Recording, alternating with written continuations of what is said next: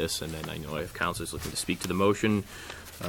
216, ordered that the City of Fitchburg hereby approves the expenditure of funds from the Executive Office of Housing and Economic Development for the MassWorks Public Infrastructure Program River Street Improvement Grant in the approximate amount of $428,987, supplementing the previous grant award of $3,050,000 for the purpose of said grant. We have a motion and second to suspend the rules. Speaking to the motion, Councilor Boishman. I wanted to ask Larry something. What can I ask him that question? We can suspend the rules, and then you'll have an opportunity. You can ask him a question once there's a motion on the floor. All right. I suspend the rules. Motion and second for suspension. All those in favor? Aye. All those opposed? Second. I have a motion and second to approve 216. Speaking to the motion, Councilor Boishman. I'd like to ask Larry a question on this $428,000. Are we going to put all the telephone poles underneath the ground from River Street, from Webnick down? We are putting down a portion of the telephone poles. Poles will be put underground, not the entire street. Not the entire street? The section near the field, up to most of the way through the area where the former burnt-out shopping mall was located. That was the only area that we literally could afford to do, because beyond there, the number of transformers increased, and the costs that both Unitil and Verizon would have charged the city were a little bit too high for our budget. Oh, what a shame. All right. Speaking to the motion, Councilor Caddy. It was my understanding that the additional $428,000 was for upgrades to the water mains and water pipes. That enabled us, their commitment of providing the additional funds enabled us to award 2 alternates to the bid, which included a substantial amount of much-needed water main work because there were undersized water mains in that part of the street, so it really would have created a problem for future business expansion in that area. Even though it wasn't on their short-term list for work to be done, they knew that they would need to do that within the next 4 or 5 years. So this does actually save the Water Enterprise Fund close to $100,000 in expenses they would otherwise have incurred. And it possibly would save us from digging that street up again once it gets And it paved? will also do that. Thank you. I have a motion and second to approve 216. Speaking to the motion, all those in favor? Aye. All those opposed? It is unanimous. Moving on, resuming the public forum. Anyone wishing to speak at this time? Mr. Squalia, good evening. Good evening. Nicholas Squalia, 225 Scott Road.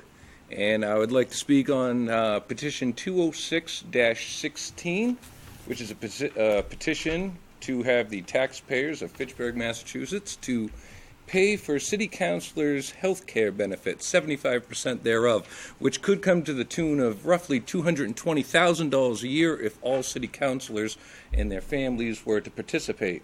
Now, I am opposed to this because I feel being a city councilor should be a labor of love. You are here because you love the city and you want to do good for the city. You're not here to benefit financially from the city in that great of an aspect.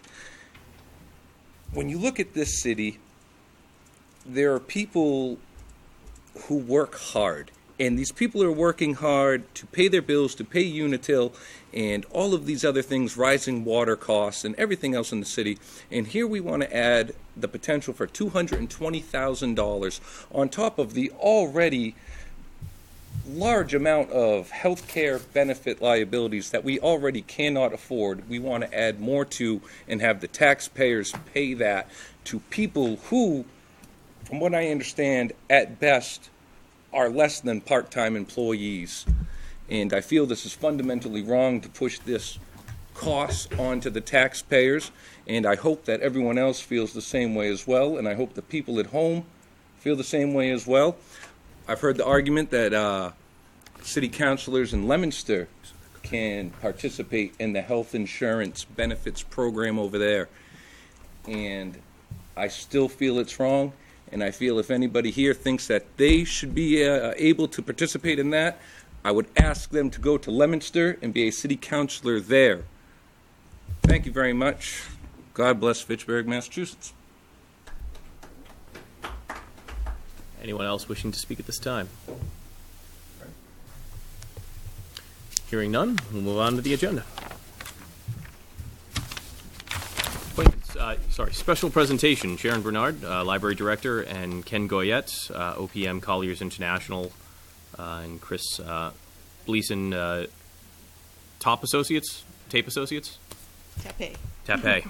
Excuse me. That's okay. So I'm Sharon Bernard, Director of the Library, and this is Ken Goyette. He is the OPM for us, the Owner's Project Manager from Colliers International. And then we have Jeff Hoover from Tape Architects and Jennifer Littlefield, also from Tape. And what we're here for today is to talk about the feasibility study that we're undertaking for the library because we need to make some changes in the library. We've created a building program that talks about the needs that we have, and these people will help us meet those needs. So I'm going to let Ken address a little bit more. So I'll talk to you really briefly about the process as we're going through it right now between now and January. So January is the deadline for the next grant round application with the Massachusetts Board of Library Commissioners, in which we are pursuing that grant. The program, as Sharon had mentioned, is the problem that you guys have currently with the library, and the architects are going to design several solutions to that problem, which is going to culminate in a final preferred solution. And it's going to take a lot of input from stakeholders, from the city, from the library and staff to come up with that preferred solution. But ultimately, that will be what we put forward to the MBLC in January in anticipation of hopefully getting a grant awarded next July. Jeff? Right, so we've just been selected as architects and are happy to have been selected. Our firm has really been founded on the notion of helping communities prepare for the future in terms of their library services. So for the past 30 years, I personally have been involved in the planning and design of public libraries throughout Massachusetts and a little bit beyond, practically continuously. And so our firm brings that kind of experience to look at the issues and opportunities that exist in Fitchburg for improved and expanded library service. We have had a chance to look briefly at the library program that's been prepared before we came on board, and have initial ideas about how that might be configured on site. A lot of ideas that still remain to be tested. Part of our process will be to involve community participation throughout our exploration of ideas, to see the ideas that we create resonate with the people here in Fitchburg. We have a lot of experience. We brought a lot of money back to communities in Massachusetts for public library construction, but we don't know yet what the right solution is for Fitchburg. That's only something that we can derive in coordination with the good people that are here to help us with that process. So you invite public participation. Of course, the library staff and director will be instrumental in the process, but that's part of our way forward. As Ken said, we have to come up with various options. We'll test those options and then price those options and come up with the one that best meets the needs for expanded service for the library. Councilor Bean. Chairman, to the architects. One thing, as you were talking, made me think about, I travel a lot and go to a lot of cities and that. I've been to a number of cities where within the library they'll have a community room, a community focus. I'm thinking about here in Fitchburg where we don't have a place for the city council to meet. We have to use this library. Maybe it could be included within your scope to look at maybe a community room that could be used for council meetings and subcommittee meetings and that. Just a thought. Meeting here somewhat is cumbersome for us, and it'd be nice to have our own place. Certainly, we'd be happy to design new. Probably you've seen some of those. Certainly, there will be meeting spaces in the program. Some of them large, maybe large enough to accommodate what's happening here today, and also a host of other spaces for groups of all sizes to get together and debate ideas and learn together in the context of the library. But that's really more your purview than mine. Just a thought. Yes. Councilor Green. What are the issues or the concerns with our library right now? What is the main focus to address? I can answer a little bit. Some of it is just space needs. If you go into the children's room, for example, it was built to house 25,000 books. It's only 35,000. It's got one meeting room in there that's used for every community meeting going. the children don't have their own space to do crafts. The floor they're working on is carpeted, so when they do crafts, it makes a mess. So they really need more space. That's one of the challenges. And then a meeting space, so that there is a meeting space for 200 people. That's a flexible space that can be divided into 2 or 3 rooms with tables and chairs that move in and out, where the auditorium now is stationary. That's it. You can't do anything else with it. So it's to do that sort of thing. Then there's the group study rooms. We don't have spaces for tutors to really meet with students, whether it's ESL classes or school students, after school. So we need spaces for people to do that kind of thing. We just don't have that in the space we have. So they've got to figure out how to fit what we need in the space we have, and with some addition probably, or whatever. Right, and it's a facility that was designed in 1950 or 1967, depending on which part of the building you're talking about. And so it was designed in an era of library services that's very different from what we have today. And it suffers certain infrastructure challenges in terms of the deterioration of building systems, heating, ventilating, air conditioning systems, and such are all, well past the end of their useful life. But also the future of libraries, or even contemporary libraries being planned today, are not so much about book-centered spaces. They're much more about people-centered spaces. So a facility is designed simply to house books. A lot of basement space to store books in is not that relevant. It's more of a place of for people to be able to get together and share ideas. Is a big part of libraries today, and so having more opportunities to actually, have opportunity for conversation is a part of libraries now. So it's a little bit of a noisier venue, while also providing spaces for individual focused concentration. So a person with a mission to learn something has a place to go in the community that is going to support that activity. So it's a little bit of a as we look at the program relative to the building that exists, there's stuff that doesn't fit just because the square footage isn't right, and there's stuff that doesn't fit just because the space doesn't accommodate it that well. And my second question will be, knowing that you have the experience where you've worked on libraries before, I hope that the plan wouldn't be just to service our needs now, but there's a contingency on, what it's going to look like in 5 years, in 10 years, in 20 years, what a library might be useful for then. And we have that forward thinking to say, oh yeah, we need to think about that now, so that in 10 or 15 years, we're not looking to redo again because library spaces have changed. So our program is looking at a 20-year time frame. Okay. But nobody has a crystal ball either. So if you went Right. back 20 years, you would have no sense of what it was going to be like today. So we do the best we can with what we know and follow the trends and make the place flexible.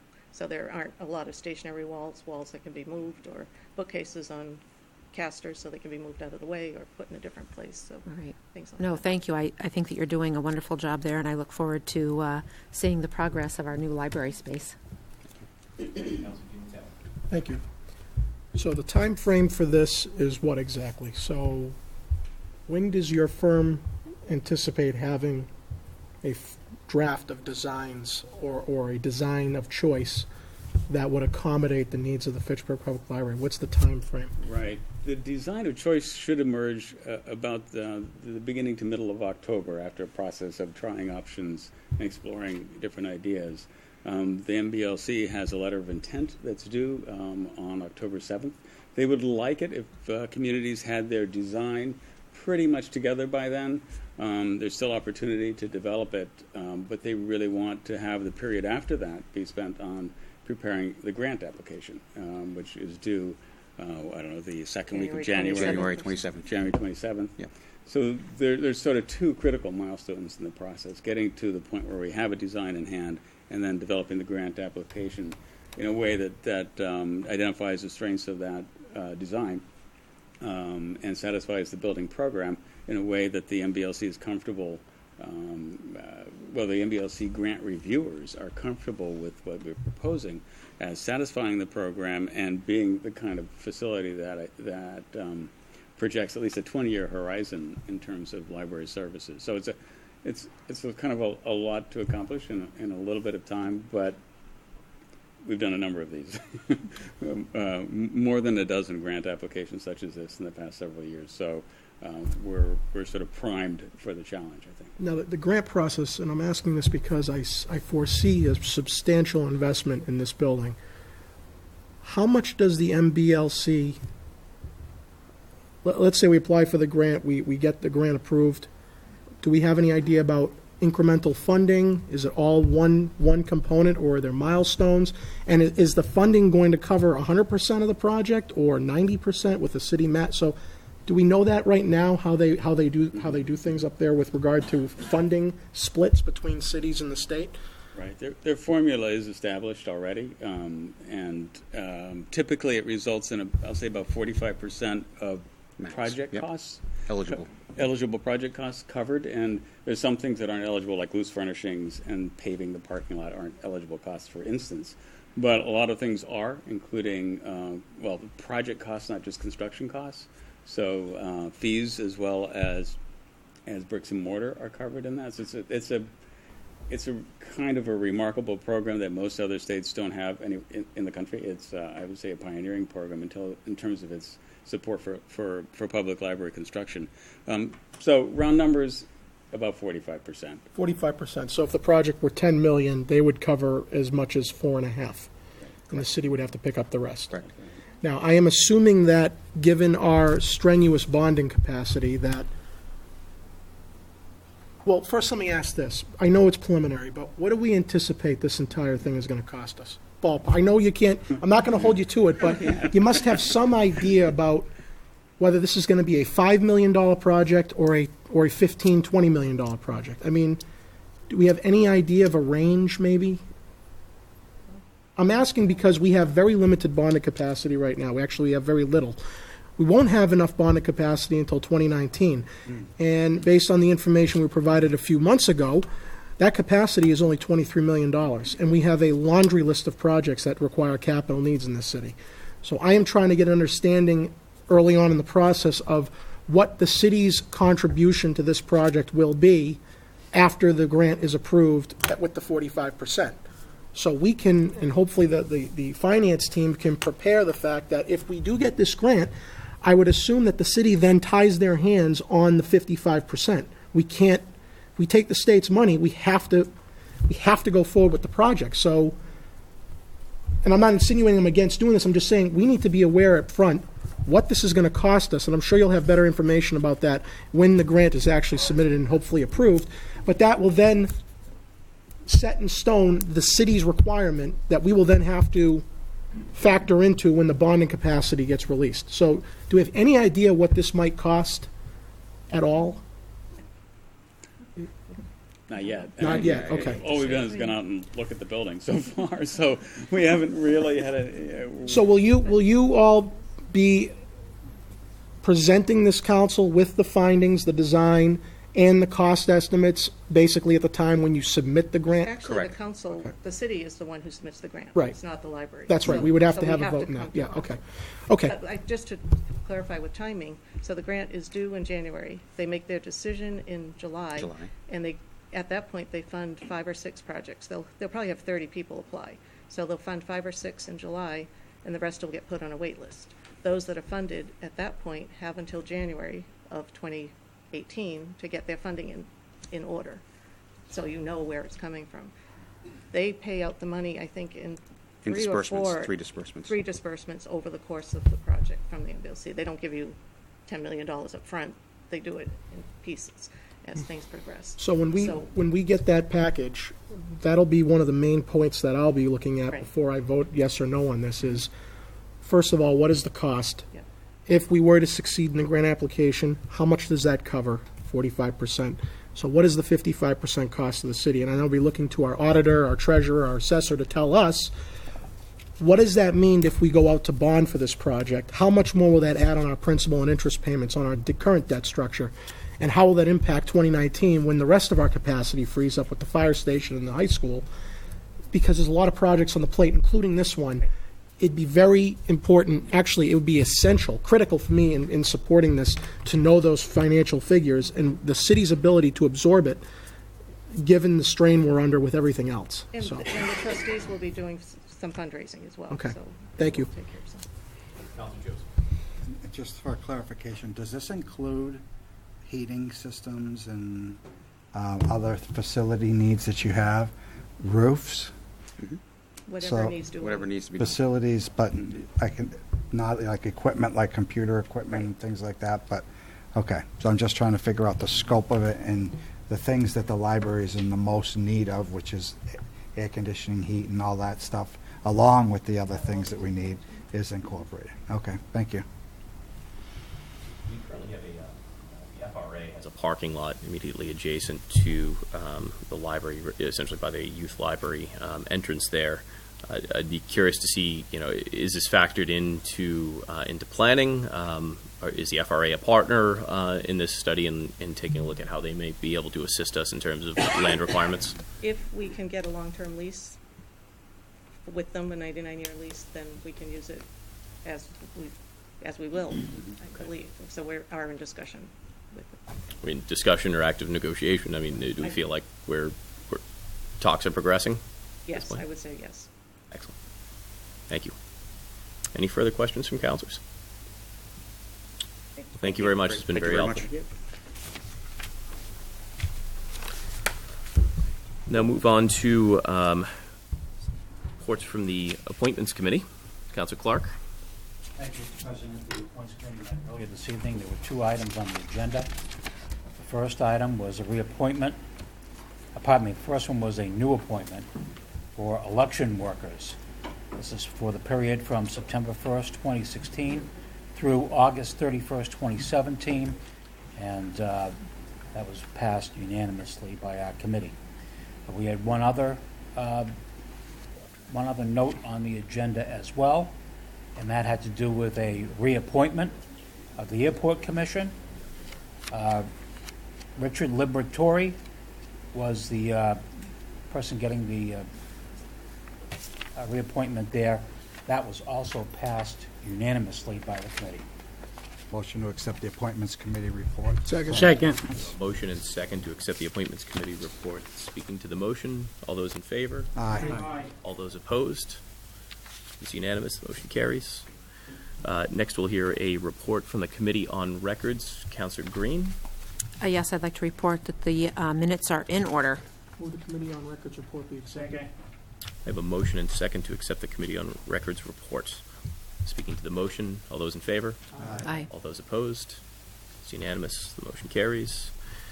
And then communications and reports from department heads. Councilors, I won't read this detailed message, but there was a report that came from the city's economic development director, Mary Jo Bohart, regarding One Lane Main Street, and it was the written responses to Councilor Di Natale's questions. You should have received these by emails. These be placed on file with the city clerk and included in the minutes. Second. A motion and second to waive the reading and put this on file with the city clerk's office and in the minutes. All those in favor? Aye. All those opposed? It's unanimous. Moving on to the agenda, Council as a whole committee meeting of July 12, 2016. There were 2 items for discussion. 196-16, Knut Alfredson, MD, to reconsider One Lane Main Street, a vote of Tuesday, May 17th. That was recommended to give leave to withdraw. 197-16, Mr. Kenneth Posco, to reconsider the vote of May 17th, 2016 regarding One Lane Main Street. That was also given leave to withdraw. Report be accepted. Second. I have a motion and second to give 196 and 197 leave to withdraw. Speaking to the motion, all those in favor? Aye. All those opposed? It's unanimous. The motion Leave. carries. Oh, I apologize. One. One in opposition. Councilor Boishman opposed. Orders, finance. 2 items, 201. 20116 and 20216 be sent to finance. Second. I'm sorry, Counsel. sent to council as a whole. A public hearing on August 18th. Public hearing on August 18th and council as a whole committee, right? No, just a public hearing. Just a public My hearing. apologies. Second. 201 and 202. I Yes. have a motion and second to send 201 and 20216 to a public hearing and a special meeting of the City Council on August 18th. Speaking to the motion, all those in favor? Aye. All those opposed? It is unanimous. Too late. Is it a procedural question, Councilor Boishman? Is it a procedural question at this point? When I just wanted to ask why we're putting it in August. Why couldn't we do this in July, at the end of July? It's simply a requirement from the funding source that it'll be executed on that date. So there's several timelines that have to be executed in kind of absolute order, and they require 30 days. So that's the end of that 30-day period, and I believe the federal government is requiring us to finish it before we come out of recess in September. Okay, I want to say thank you, Vinnie. Thanks for attending, Moving on to the agenda. 20316 be suspended. I have a motion and second for suspension of the rules on 20316. Speaking to the motion, all those in favor? Aye. Aye. All those Okay. opposed? It is before you. Move 20316 be granted. Second. I have a motion and second to grant 20316. All those in favor? Aye. All those opposed? It's unanimous. The motion carries. Ordinances 20416. Move the advance for first reading Second. and advertised. I have a motion and second to send 20416 to its first reading, enrolled, ordained, and advertised. No, Just first reading. Thank you. All those in favor? Aye. All those opposed? It's unanimous. Move 20516 be sent to its first reading. Second. I have a motion and second to send 20516 to its first reading. All those in favor? Aye. All those opposed? It is unanimous. Move 20616 be sent to council as a whole. Second. I have a motion and second to send 20616 to council as a whole. Councilor, I just, speaking to the motion, I'd add that, I think perhaps Finance and Legislative Affairs could also properly vet them. If we're looking to do it in one fell swoop, we certainly can. I just always get concerned. I think the tendency these days is more to send everything to council as a whole and feel like we're bypassing our own committee structure sometime. That's just a personal feeling, but I only request that, Mr. President, because there is a financial component, there is a legislative component. That's why I think it's properly put into one committee where we all can speak. I look at it as with the open meeting law violation. There's going to be people at the committee hearings that this will affect that can't speak how they feel about it. They can ask questions, but they're not supposed to give their opinion positively or negatively. And I understand the sentiment you're raising, but I'll be perfectly frank. I'm ready to do this now because this is like the fourth time since we revoked this that it's come back. And my positions in the past aren't going to change. If the council wants it to go to the finance committee, I'm okay with that. I just thought it would be proper to go to it as a whole because it reaches so many branches of the committees and it affects all of us and future councilors. I was just trying to make it easier on everybody to participate. But if the council wants to send it to finance and legislative affairs, fine. That was my. I mean, I prefer not to send it anywhere. I prefer to do it now. But I know that won't happen. Thank you. Councilor, I'll just respond. There's been a couple of questions as to whose purview and how legislatively and what it'll undertake in order for us to take a look at this and any changes to the code. And then I see the financial, if we can take that step, that's kind of checking off box one of, yes, okay, we can move forward and evaluate it from a financial component. So I see as, let's take one step first, evaluate it. If we can do it, then we can begin discussing the financial component. Quite frankly, I hate to be glib, but are we going to try 6 more times if this doesn't go through? How many more times are we going to do this? I move that 206-16 be sent to Legislative Affairs Committee then. And finance. And finance. Second. Third. We already had a motion on the floor. I take it those are rescinded in its place where. I'll withdraw my motion earlier. Yes. Okay. And I'll second Council Bean's motion. Thank you. All right. I have a motion to send 20616. Speaking on the motion. Yes, 20616 to Finance and Legislative Affairs. Councilor Caddy speaking to the motion. I'm not on finance or legislative affairs, and I feel strongly that I would like to be part of this discussion. So if you send it to both of those committees, I have nothing to say until it reaches the council. So I want to concur with Councilor Di Natale. Bring it to the council as a whole. Let's ask the treasurer to be there. Let's ask the solicitor to be there so that our questions can be answered as a whole body. And I'm sorry that this is the first opportunity I had to mention it because it was moving so quick. It just seems unfair that there are going to be some of us that aren't on those two committees, and we're not going to be able to speak or ask questions. Councilor Caddy, in any committee meeting, it's certainly at the discretion of a chair to allow any councilor, prior to a motion being made on the floor, to ask questions, to add input. So that should not preempt you from being able to ask questions and provide comment. And City Solicitor can correct me if I'm wrong, but there's certainly a certain level of discretion from the chair to allow for some fluidity in the meeting and to make sure that councilor leaves the meeting feeling that it was properly vetted and introducing ideas into the committee before it then moves forward. Mr. President, I'm not finished. I just want to respond to that. So we're going to send this to Legislative Affairs, we're going to send it to Finance, and then we're going to send it over to Council as a whole. Why don't we just cut to the chase and put us all in the same room, put all the people there that can answer our questions, and have this out once and for all, instead of dragging it out. Move the question. Councilor Joseph. Procedural questions. Is there a limitation as to how soon a motion can, a petition can come back after it's been denied or given leave to withdraw? It's typically 2 years if it, if it was given leave to withdraw, it preempts the 2 years. Subject matter. Okay. I don't think this, I don't know.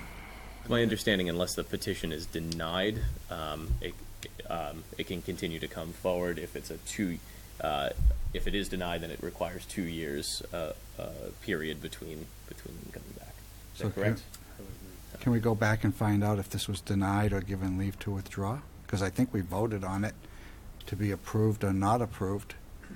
Last time it wasn't a I recommend this be given leave to withdraw. I think it was a vote and it was denied, so it shouldn't be back for 2 years, if that's the case. That's a good point, Councilor Joseph. Could we send this to I'll research that. procedurally? Would it be best to be held?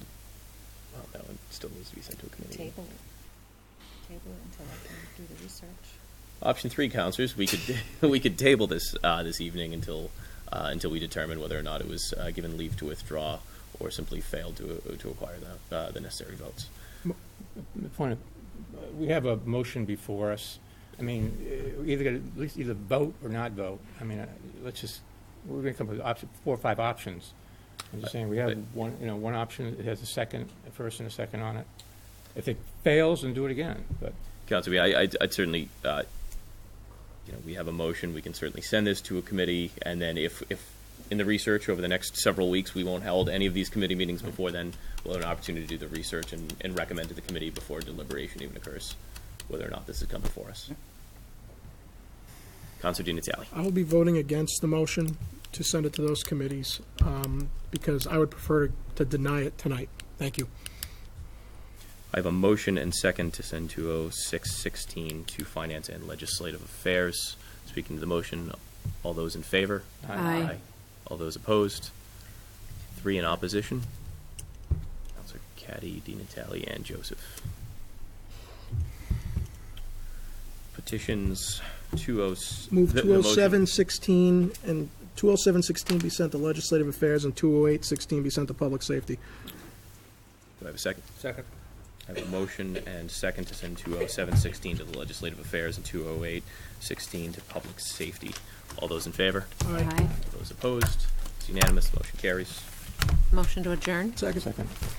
I have a motion and a second to adjourn. Just a quick announcement. I just wanted to take a quick opportunity. We had a delegation from our sister city in Cleve, Germany, here in Fitchburg just this past couple of weeks, and wanted to thank certainly the committee of Tracy Satterfield, Matt Brune, and Billy McSheehy, I apologize, and AJ Terigny for serving on the committee and certainly doing their most to provide a hospitable experience for our delegation coming.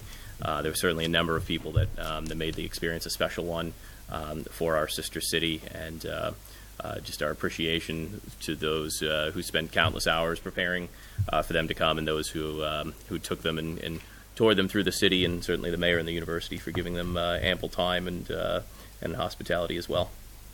Also, thank Council Green for the delicious treat she got made that night. Those were wonderful. Thank you. Mr. Mayor. Thank you, Mr. President. I also want to thank Maureen and Bill McSheehy for being so gracious in opening their home for those several days that the folks from Cleve were here. And I want to thank Councilor Bean for his very timely flyover at the Belleville compound. That was you, wasn't it? My buddy. Was it? Wasn't you? We thought it was you. That was a lot of fun, though. And again, Councilor Green, thank you so much for those. You didn't make enough. I mean, obviously. Should have saw there was an entire room just with pastry that she made. Thank you. I have a motion and second to adjourn. All those in favor? Aye. All those opposed? We are adjourned. Thank you, councilors.